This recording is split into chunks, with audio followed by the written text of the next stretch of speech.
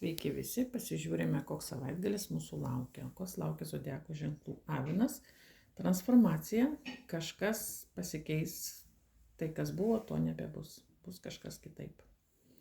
Jaučiams, kažkokia nuoskauda, nepasitenkinimas, galbūt nuostoliai, galbūt sirgsite, ar kažkas jūs tiesiog įžeis.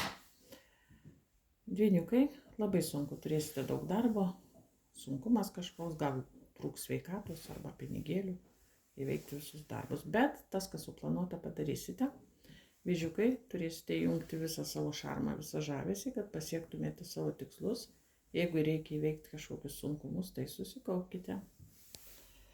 Labai gera diena liūtams, geras savaitgalis, taip, 9 pentakliai, tai yra, turiu visko, ko man reikia. Mergelėms pastovi, rami, tokia rutininė diena, rutininis savaitgalis, šeštadienis, sekmadienis, ilsėsitės, galbūt kažkur vyksite ir neskubėsite niekur.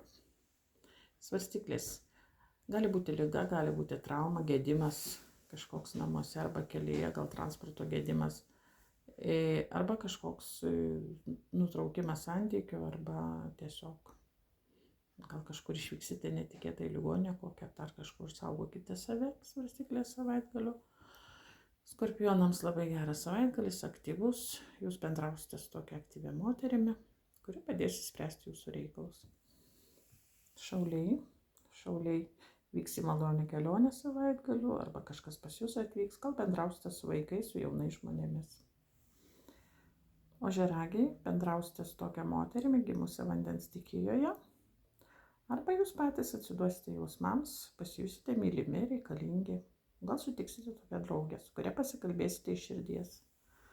Vandeniams neaktyvus savaitgalis, ilsėsitės, galbūt blogai jausitės.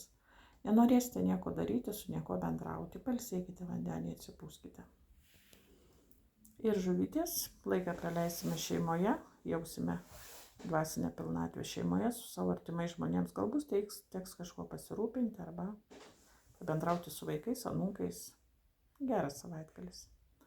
Tai sėkmės ir sveikatos visiems zodiako ženklams. Ačiū.